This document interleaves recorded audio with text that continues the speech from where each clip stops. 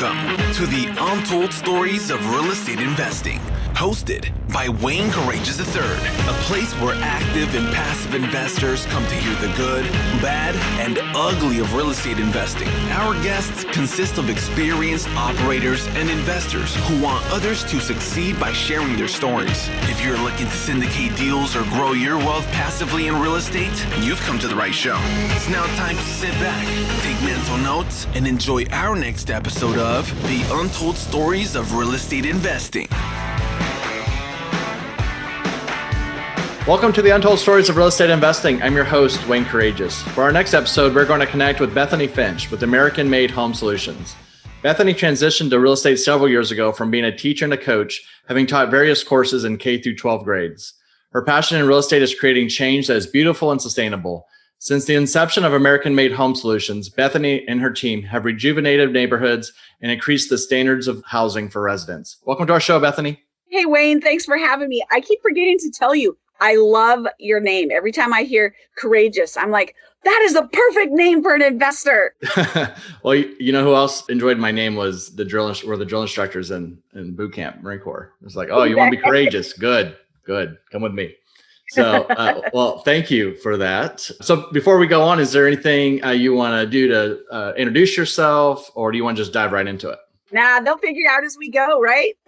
I love it. All right. So what led you to real estate and investing? So years ago, I know your listeners won't get to hear this because of it not being video, but I'm actually older. I'm not young. And years ago, when my family was young and my kids were little, I needed to figure out a way to provide a second income, but still have flexibility because I was homeschooling my kids. So I was always looking for alternative options of means. I didn't want to be tied down to a specific job. So I needed a lot of flexibility. So that's when I actually started over 25 years ago, was solely for the purpose of creating flexible, still steady income, but that also it didn't always need me to be involved. Yeah. Well, I want to dive into what we were talking about before the show about passive income, syndications, and the larger assets. But you have so much experience on the single family side, and we were talking a little bit about credit hacks. So this would go many different directions, but I want to start there. What is y'all's strategy currently? I saw online on your website, it seems that y'all buy houses in cash that, for any distressed owners out there. But is the strategy to renovate and sell? Are y'all long-term holders finding, these renters an opportunity for further cash flow for your team? So what's been the strategy all along with single family? So our vision and our mission for our company is to create sustainable growth. So part of the biggest challenge of any community is to create that sustainable growth. And as a business, if you don't create sustainable growth, you're going to be dead in less than 5 years. The government already predicts it, right? So with that, single family, we have been in multifamily all these years, 25 years, we've been in multifamily the whole time. Earlier on, my husband thought, oh no, we should do single family. And so his mindset was, in his mind, it was going to be less risky to do single family. And I either did a fantastic job showing him how much more work single family was by doing it all wrong, or he just realized finally that one day the light bulb went off and wait, my wife might be right. This might be way more work than it should be. And so our whole goal with single family was, yes, to keep some, and yes, to actually finally sell some, flip some, but it was also to create more workforce housing in our communities. So many of our communities struggle with that area. So we focused solely on that market, that asset class, and just went after it and just tried to get more of these really, really old houses that are heavily dated. We're not talking cosmetic. We're talking full electrical, big, heavy lifts, and then renovate them and get them back out there so that our market, they would just gobble them up. We just couldn't get them out there fast enough. Yeah. Well, and the conditions and the location. So y'all chose areas near where y'all live, and then conditions that of a property that were worn down. Like, what were the different attributes of the conditions that made sense for you all to buy the single family? So they weren't always necessarily right here where we are. We've been remote investing for years. So the numbers had to make sense, right? At the end of it, when we put in all of our renovations, when we factored in our holding time, And when we sold it, based upon where it was in the market at that time, whatever, we had to make a minimum amount of money. Otherwise, it wasn't going to be worth our time. And so, not because we're some snobs or anything like that, some people would be happy to make $10,000, but because there's only so much time in your day. And if you're spending all your time only to make X amount of money, then you're really actually not necessarily being the most productive. So in those situations, for years, we didn't have homes newer than 1940. We had some as old as 1898. We obviously kept a lot of electricians and plumbers employed, which again, part of our creating sustainable growth. We were able to bring home contractors. So instead of having to commute for an hour, they would have to go 10 minutes to our properties. And so we created that by really going to these older neighborhoods and looking at them and going, okay, which ones can we get? Which ones can we help? And working with people who many times the kids had moved on and there was a death in the family. The kids don't want the house, but they know it needs way too much work. They can't just sell it. So oftentimes they would sell it to an investor like ourselves. Then we would do all that heavy lift. And now we can get it back into the hands of a family who it's still affordable, right? They can still actually qualify, but it's also available in a quality, up to code, house that we can get it done faster than a new build. And it's going to usually be higher quality oftentimes. Yeah, no, I like that. And so with the shortage of housing, I was on a webinar earlier this week and just hearing more and more about institutional capital going after the single family homes. And I know that they're not buying all the single family homes, but it is, they're definitely going and finding yield in this asset class and making it a little harder for the average Joe to, find their house. So, what ways can single family investors go about or do to outwork and find creative ways to actually close on these properties? And in some sense, who may not even have the cash to do it, because we always talk about leverage in real estate and how you can grow wealth through other people's money and other lenders' money. But it seems to me harder to do that when there's all this cash flowing around and people are buying these properties in cash. So I'd love to get your insight on what could help, the starting investor on outworking and being creative to get these opportunities. So some of the things that we did early on that a lot of people were unwilling to do, but it made all the difference. And you have to learn your market because different things will work in different markets. So a couple of our markets, the things that were the number one was still mailing letters. But I wasn't going to yellowletters.com or whatever like this. I actually paid my 13-year-old neighbor to handwrite our letters, but they were like 2 sentences. And it was on yellow paper and it was in a funky shaped envelope, nothing, just something creative and different, but nothing hard. And she got paid 25 cents each. She thought it was great, right? And it was better than babysitting in her world. But then on the other markets, the best thing and number one thing we did was door knocking.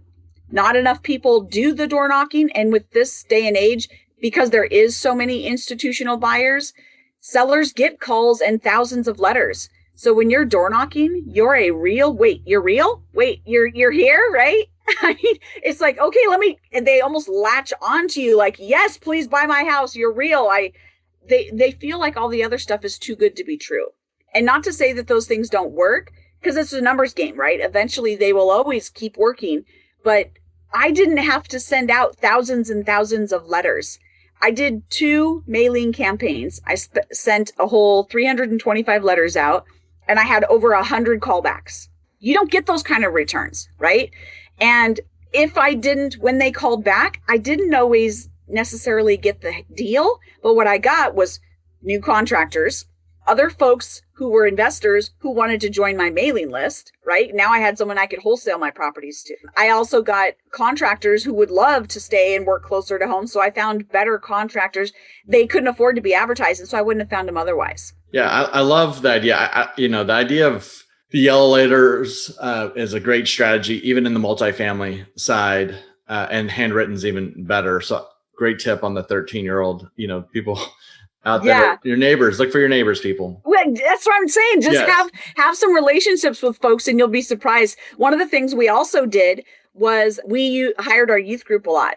And what we did with the youth group kids is anytime we had demo work to do, we would pay the youth group, right, The youth group had to earn their way to some trip or event and whatnot. So they would come and they'd help do demo or they'd help do landscaping or anything. And then they would help fund their trip. So it was rewarding on both sides. It was fantastic. But in regards to your question about the using other people's money and financing that part of it, many people get in trouble because they don't know their numbers.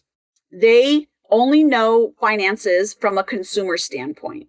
So for instance, on the personal side, the banks want to see that you have access to thousands of dollars and you're using none of it. That's the way they want to look at it. That's the way they build out their algorithms. That's how that whole thing goes. On the business side, they want to see as much money coming and going and flowing activity as possible. So when you're first getting started, when you still have that consumer mindset instead of a business mindset, you're constantly almost like counting every penny, so to speak, trying, I can't do that. I can't do that. No, I can't. Oh, I can only do this. But you're actually hurting your business because now your money's not flowing. And what you don't know can hurt you. So the things that I wished I would have known early on in my business that took me several years to figure out would have saved me so much time, headache, and stress, just personal stress, because the financial side of it is very, very stressful for a business owner. Yeah. But digging in on that a little further, when someone's buying a single family investment, so they're planning to rent, they're typically, at least when I started, I was doing it in my personal name. So that money in the bank, credit score, that was all extremely important. Did you do something different buying these properties more in an LLC, more business purchases where they were looking at it from a different lens? Yes. So again, if your whole goal, because you always want to work from the out in. If my goal is to create sustainable financial growth, right? I wanted to build a business that created passive income that was going to take care of my family so I could have the flexibility, right? That was my goal. So if your goal is to do that, you always want to be thinking through that lens. So for me, if I go out and I get a loan in my personal name, first off, I'm going to be limited to how many I can do in a year, right? I'm going to be limited to how much cash I have access to. And then before President Trump, we could only have 10 in our personal name, right? So eventually we'd have to do something else.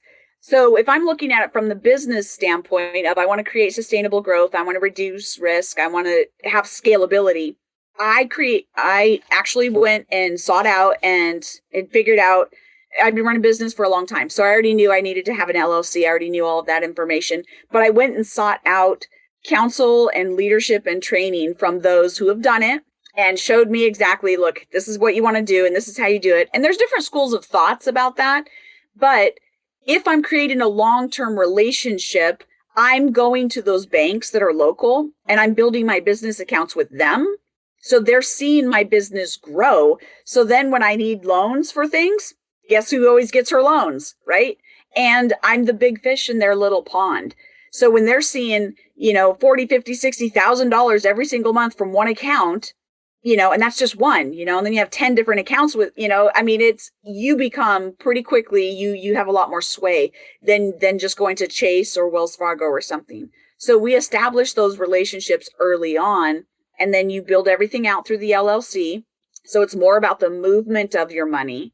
And then instead of where you probably maybe used a home equity line of credit, or maybe some retirement monies of yours, something of that.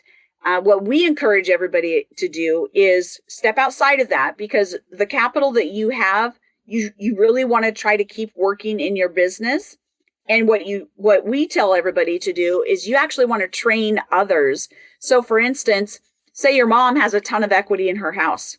We would teach you how to have her go get a home equity line of credit. I just saw one now, they're advertising it at 3%. 3%. She can go get this home equity line of credit. Okay, so let's use this as an example. She gets a home equity line of credit for 3%. She lends the money to you on a single family flip that you're doing. It's backed by real estate. She's going to be on the insurance policy and it's recorded with the county. So she's triple protected, and now you're not going to pay her 3%. I mean, I know she's mom, but she's mom. So she ain't going to let you get away with that.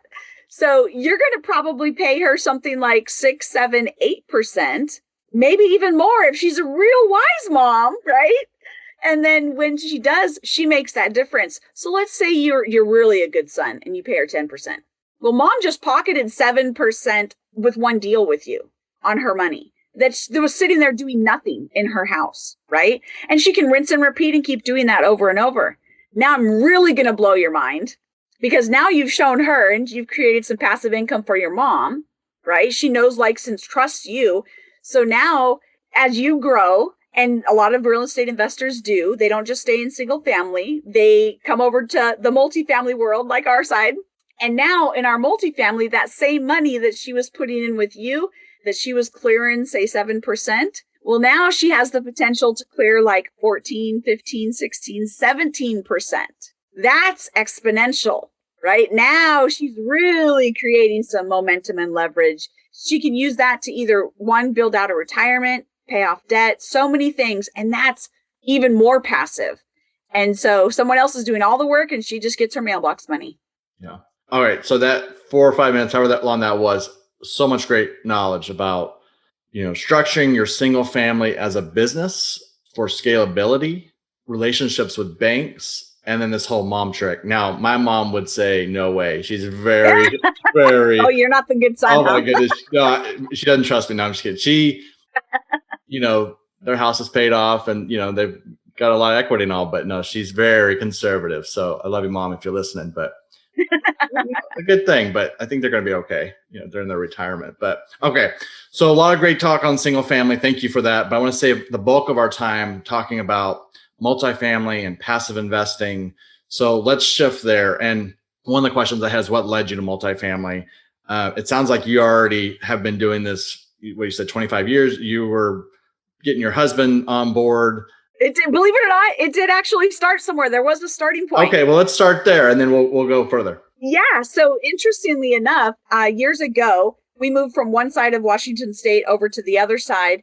And my husband had to, find new work. And he was an industrial mechanic before.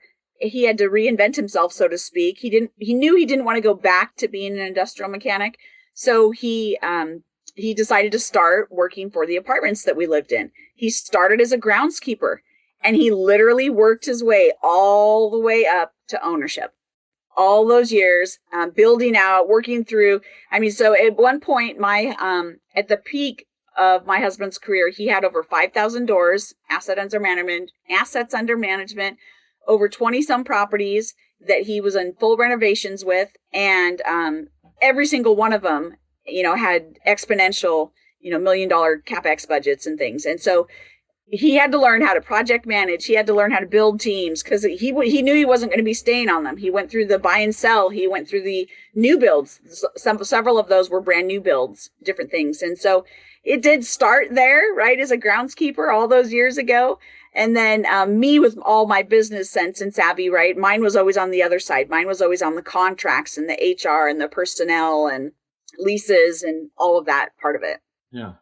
Yeah, it's a great story, history. And one thing I love about you, and we'll talk about different asset classes, is just the vast experience and how y'all just dived in and just really grown through real estate over the years and such. So want to talk a little bit more about the business aspect and then switch over to the passive side though. So you got into multifamily with post-COVID and things getting a little bit more frothy and a little more harder to find good opportunities. How are y'all finding these value opportunities in Washington and these other markets that y'all are investing in? Well, we quickly learned to forget Washington. Washington is not a landlord-friendly state. We saw legislation coming through that we said, whoa, we're out. So we already were starting to liquidate many of our properties here in Washington. And we were already in other markets. So we recognized those other markets were better. We liked them. In those other markets, when you go, you know absolutely nothing about this market. First, you determine, is it a good market to be in? Is there growth, right? I actually evaluated markets that they were negative growth. People don't believe it, but it's true. But all the people who live in there are like, no, that's not true. But more people were leaving than were coming to that market, right? So you find out if it's a good market or not, and if it's strong, then it's, okay, what asset class am I going after? We have always focused on workforce housing. So we're not looking at that A grade property. That's not our wheelhouse. We don't like that particular asset class at all. And so we focus on that workforce housing. With that workforce housing, many times when you go to a brand new market, especially with our skill set with both the single family and the multifamily, you'll find a landlord who may own 2 or 3 single family homes. He'll actually just sell all 3 of them to you, right? You get a portfolio from him. Next thing you know, that transaction was so smooth and easy, he just loves you. And you come to find out, hey, do you have any more you'd like to sell? Well, yeah. Next thing you know, he's got a 16 unit. And oh, by the way, my buddy over here has a 40 unit he wants to sell. And that's how it starts working in those other markets. It's reaching out to everybody is always like, oh, it's all about the brokers, this, that. And there is truth to that, but it's only about the brokers when you can stay in front of them constantly, because they're humans like everybody else and they get busy and they forget. So what happens is you don't get to stay top of mind all the time. So we're going directly after the actual product, what it is that we like, where is it, and let's go after that. So we treated it just like we do with our single families. How do we reach these folks? How do we let them know? And just like before, remember those retiring parents? They know their kids don't want it. So the kids are just trying to sell it and be done with it. They don't care. Yeah. So that off-market strategy is huge, direct to owner. And I would say even with the brokers, you do definitely get potential deals from them, but it's what I've experienced is they've got their A list, their B list, their C list. So, by the time it gets to me, several others have looked at it and passed on it, for whatever reason. So those broker relationships, takes time, and they want to see that you're over and over that you're closing these deals. So I love the strategy on this off market, going direct. Are y'all co-GPing, JVing on these opportunities in some of these other markets that you're getting into? Oh, yeah. Oh, definitely. Because you need to have boots on the ground. So certain markets and keys, right? Abel's right there in San Antonio, right? Makes sense. Why I don't need to focus any more than that. Abel, come on, we're going to team up. We're going to take this deal down, right? Some of our other markets, we've got other folks that are there. Anything that we do in California, right? I don't do anything in California, just FYI. But if I did, I would let Andy and them run with it, right? I don't need to be in that area. And so when I'm doing our asset management piece, we focus every single property on who do we already have, what position do we need to fill? And that's the benefit of our experience, right? We can be the asset management piece, or we can be the capital raise side of it. Those different pieces come into play. So yeah, we co-GP and JV, but we're very picky about our team because at the end of the day, you're kind of married to them. And I always push 2 buttons, and those 2 buttons are stress and finances. If I can find out how you're going to respond in a stressful situation, I can determine if I can work with you through a deal, which can be very stressful at times. And the same thing with finances. How you handle your finances, like if everything were to blow up and you were to lose everything, yes, it's painful. But what could you do to mitigate that? Are you teachable? Can we come together? Can we bootstrap it and figure it out? Are you the kind that's got the grit, or are you the kind that's just going to melt into a puddle and do nothing? Right.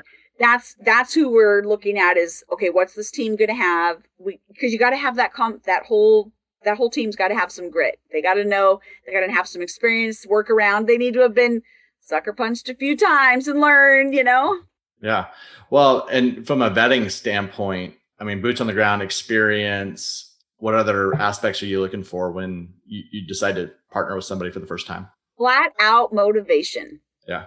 End of day. Because all the newbies, people think, oh, well, I don't have experience yet. You don't need the experience. You need to be willing to get off your duff and do something, right? So if that means you're underwriting all their deals for a year for free, you're working, right? Your time and resources, you're gaining experience and you're working, but you're willing to do that. If you're willing to turn around and go door knock a neighborhood, right? And start everybody in my neighborhood that has a single family or a multifamily property, I'm going to go to, and I'm going to reach out, and you just start cold calling and reaching out or connecting with local landlords at the local landlords association. You could potentially be the one bringing the deal.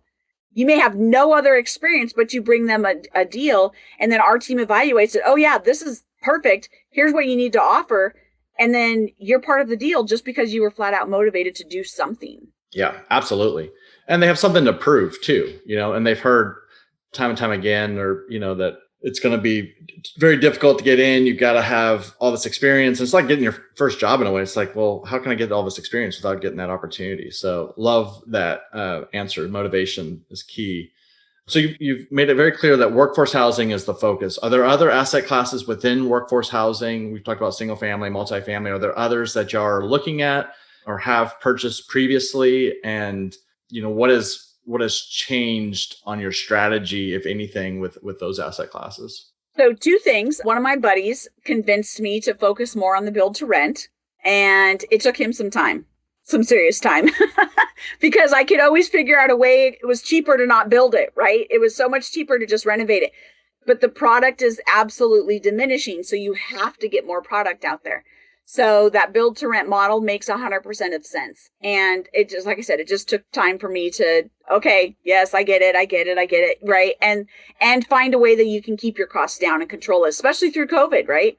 The other aspect that we've been doing is manufactured home / modular home parks. We are building those out with RV parking in there as well. Yeah. So those are our two that are definitely shifted due to COVID and everything that we saw, because even with the stick build, right, you saw those lumber prices just go through the roof, right? But on a modular home that doesn't necessarily need any of those products, it's a lot faster, smoother, easier, and they can keep the costs down. So again, just being flexible and, okay, what can we do here? And you saw RVs flying off the shelves. They can't, and there's no place to park them, or there's no place to go to that has spaces left because they're always full. Yeah, that's an asset class we're definitely looking at as well. As being an RVer, like our recreational RVer, it was just a challenge in the Austin area to find a place to park the RV. We bought some land now where we store it, but it's hard to store those RVs, and it's hard to find like, hey, I want to go camp this weekend. Well, hopefully you've planned in advance. So that's definitely an asset class for sure. And then the build to rent, for our listeners, since it's a new asset class, can you describe more what that is and how quickly it's setting on fire as far as growth, both and really getting on the institutional radar as well? It's pretty massive. Yeah. So people don't realize over in Europe and some of the Asian markets, they're making like 1% on their money. It's so minuscule. And some of them are actually negative. They're actually negative in those markets, or anticipating to go negative this year. So anything above 1% is a gain for them. Obviously in our markets, that's like, oh, right? So that's why they're trying to grab up anything and everything, and they don't even care because it's a deal for them. So if you want something to go away, for instance, if we want our institutional buyers to stop scooping up all the single family, we need to give them something else to divert their money to, right? We've got to find things and put something out there to get their funds moving. If you want to determine what your market looks like, you have to be a part of the market. So the build to rent model is building specifically single family on basically like a horizontal multifamily. So instead of building one giant building that has 25 units in it, you're building 25 single family homes all in like a community. You see a lot. Del Webb did a bunch of them for like senior living and things. They're all single family homes. And a build to rent, you actually are setting them up to be 100% rentals. But you have, if worst case scenario happened and you wanted to sell off a couple, you could still do that because you have them individually parceled. So if you needed to, you could. But ideally, you're going to have that whole property sold to that institutional buyer who wants that many houses and wants to pay that. And it's a solid, stable asset, but it's also brand new.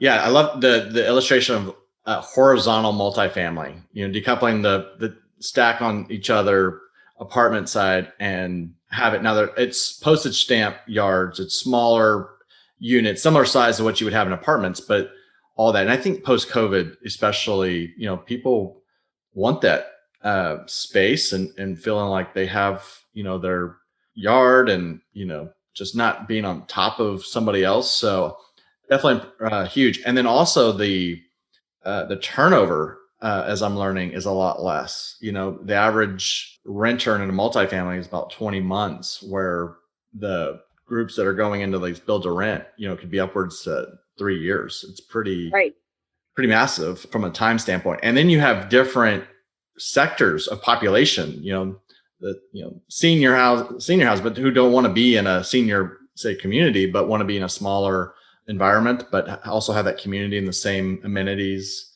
that you would have in a multifamily complex. So a lot more to come on that. I'm going to keep digging in on it, but I love that you're looking at that, and it aligns really well with your workforce housing. So I want to ask one more question and then dive into more of the passive side. And I think, if I didn't ask this question, I would be wrong, because I love your passion towards being a Christ-centered business. So when we first connected, and this was a few weeks ago, you were very passionate about having a Christ-centered business and bringing that into building up your communities, and then that's giving you opportunities to give back to more charities. So how do you go about having that Christ-centered business? And then do your residents, are they part of that process? Do they push back on it? I guess that was one of the things a few weeks ago that I really wanted to dive in more, is sort of how have the residents drank the Kool-Aid or such to feel, right? I'd say the spirit, but more so just the love of Christ in these communities.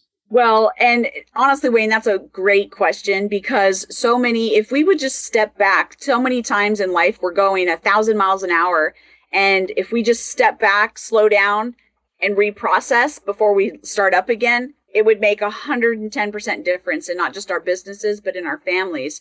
And so first and foremost, as a Christian, even Christ himself said, there's only two things you need to follow: love thy neighbor as thyself, love the Lord your God, right? So when we stop and ask ourselves, what would my neighbor want? How can I help them? What can I do? How can I meet a need, right? So when you actually go outside and get to know your neighbors, and you actually take the time, and you have a new one people used to do this all the time, but our society has gotten away from this, and it's become very, very isolated. And as Christians, God calls us not to do that. He actually calls us to go out to our communities and to be a light. And you can't be a light if you're shut up in some closet somewhere. So you have to be out in your community. And so what we do is we really put that focus back on the community. Who's having new babies? Who's new to the community? Let's have gatherings and get-togethers where we can get to know each other, right? Back in the day, our kids used to go out and play with everybody. I remember my mom used to have to ring a bell to get us to come inside. It's like, if those street lights come on and you're not in the house, you're busted, But we would be like everywhere. And because all the neighbors watched out for all the kids, and it was a community feel. It's not like that nowadays. It's become very scary for parents and very stressful. And for kids, it's really robbed them of a whole generation of benefits that we gained as individuals that they didn't. And so we're just trying to put that back into a model that's digestible for today.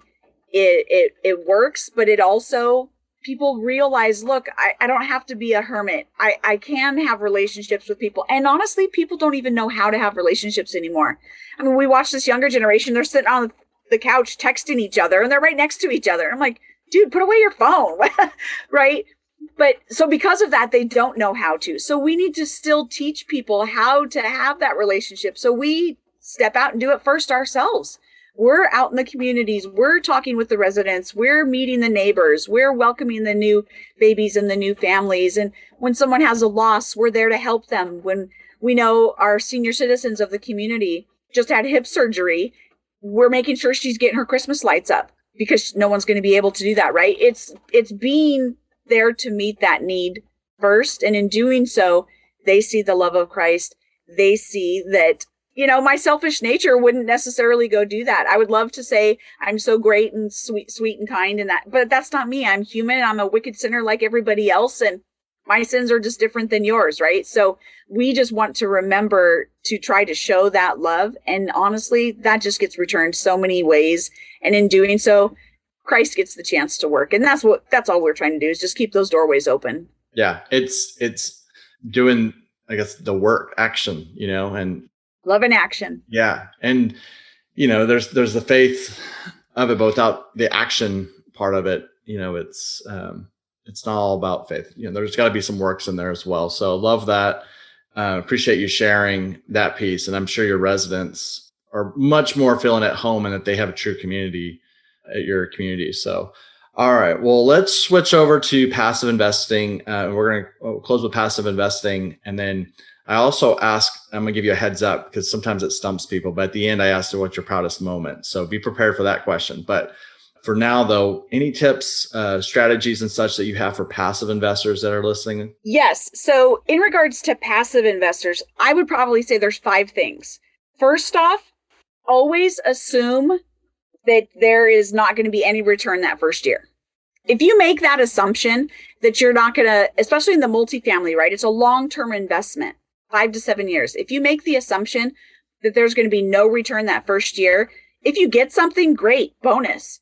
But then you haven't set yourself up for failure because that first year, especially if it's a value add, there's so many moving parts and pieces that the more money they can keep in the deal, the safer the investment is. So if you've already told yourself, I'm not going to get a return this year, and they've already mitigated that risk so that they don't have to worry about it, then what happens is everybody feels safer and you get even better returns those second, third, fourth, fifth years. So when you want to make sure that you just make that assumption right out of the gate. The second thing is you want to be able to ask them, and you want to know this up front. How often are they going to be reporting into you? Monthly, quarterly, weekly. So you have an idea and expectation. If you expect to hear from them weekly and you don't hear from them for 3 weeks, right? Hey, what's going on? You're going to start panicking. But if they've told you you're only going to hear from them once a quarter in a newsletter, you're not going to panic for 4 months, right? And by then you'll have heard from them. And if you haven't, then so you don't want to set yourself up for stress with that. So ask that question. The other question you want to be asking is, how often are you going to get paid? Different deals, differentiate. So for instance, on our single family deals, you get paid once at the end. Those ones turn over usually within a year. So you're getting a big lump sum check once a year. On our multifamily deals, some of those get paid quarterly or monthly. Our executive rentals, those get paid monthly, right? So you want to ask, how often am I getting paid? The other part you want to ask is, do I have any voting rights or do I have any say? Because each different scenario is different. And it's not necessarily that it's always negotiable, but for instance, if you go in on a single family or a multifamily investment as a passive investor, if you have no voting rights and they're trying to decide if they want to sell the property or not, well, you just know the decision is up to them and they'll decide and they'll figure it out. If you know that you have the right to vote on it, well, now you're going to be paying attention a little bit more when they start sending out that information, because you want to be the best informed voter that you can be to make the best decision, because it impacts you. But if you don't have a say in it, it doesn't impact you, right? So then the last one would probably be willing to lose it all. If you look at it from the mindset that at the end of the day, if I lost all of this, is it going to detrimentally hurt my family? Is it going to, not to say that it doesn't hurt to lose money. I'm not saying that. Trust me, I'm not saying that. But what I am saying is, if you're willing to lose every bit of it and you remove that pressure, you're going to be more relaxed, and you're going to have less, what I would say are wandering thoughts. So many times when money is involved, people become more controlling than they were before. So if in the back of your mind, some people have said this when they, instead of giving a loan to a family member, it's a gift. Because in their mind, they're planning, it's a gift, I'm never getting it back. If they get it back, great, but it doesn't ruin their relationship. So if you're willing to lose it all, right? Your husband or wife, whoever made the decision, you're not going to blame them for it, right? If everything gets lost and everything goes sideways, worst case scenario, you're going to hope for the best. But the worst is you lose it all. You're still going to have your husband. You're still going to have your kids. You're still going to have your house. You just don't have the savings account, or you just don't have wherever those funds came from, that much money in your retirement, whatever it is. So if you plan on and expect to, then when you get that return, it's even more exciting and so much more rewarding. Yeah, I love the questions to ask. And then also really more so the mindset of, hey, this is an investment. There's risk in the investment. Now, historically, especially in real estate, everybody does pretty well. And if you don't do well, at least, it's a tangible asset. There's value there. Get your money. But the mindset going in that, hey, you're not going to get it year one, then you're not disappointed, right? It's like telling people in the Marine Corps, I know I'm talking military, but you go in the Marine Corps to serve. If you are going in the Marine Corps to get your education, to go travel the world, they're going to be disappointed. So go in with the right mindset, right? So similar to real estate, is go in with the right mindset. And so really love that. As we close here, what are some of the proudest moments that you've had in your real estate career? And then how can people reach out to you to learn more? So we've had so many moments, and I think many times we don't take the time to reflect on the positive because we're always trying to improve or make better or work on this or do this. And we forget to celebrate those wins, right? So we actually have it a shirt, and it literally says CAW, celebrate all wins. It's because we have to constantly try to remind ourselves of that. But I remember we've had so many good times. And so I remember being able to hand over the keys to a young family who was their very first home, and they worked hand in hand with us. So we worked to create this path to home ownership for them, and just seeing the tears flowing on everybody's faces because this was going to be an opportunity that they never would have had, and how rewarding that was to us. But I also remember the day that it finally hit my husband that we were debt free. As business owners, and even on the personal side, you have debt, right? You have a mortgage, you have a car payment, you have all these things. And I remember him driving down the road and him calling me, and he said, "Oh my word." And he was just crying. "You can't believe how much better this truck feels to drive right now." And I'm like, "What are you talking about?" It just dawned on him that we were debt free, that if he got in an accident that day and he didn't show up to work, it was okay because we owned everything. So for us to set those goals and figure out a way to make it happen, and we weren't able to do the Dave Ramsey situation because we were building a business, and Dave Ramsey's plan doesn't really work in that perspective, and so we had to learn and figure all that out, and we were willing to do what others were unwilling to do. And in doing so, it gave us the personal freedom to have that debt free. And like you, Wayne, we are now remote RV investors, and we get to travel around, and we get to see way more of our family than we ever did before. We get to see some amazing places and markets, and I forced my husband to let me bring my fishing poles this time, so I'm gonna catch some good fish this time. But so we just love sharing that opportunity with others and sharing and teaching them. So I actually have two things that I can give you, and you can put it in the show notes or however you do it. We have our free passive income checklist.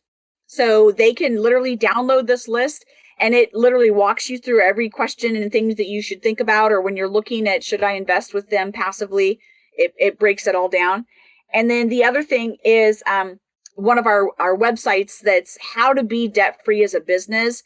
When you're looking at the surmounting debt and you're just buried and trying to figure out how to breathe, and you're trying to figure out how to pay your team and your contractors, and I need to bring on more people, but I can't afford it, and how and what that looks like. This tool that we have developed is absolutely amazing. And I remember the day that we realized it was going to take like 30 some years or whatever to be 100% out of debt for the business, and we could get it done in 3.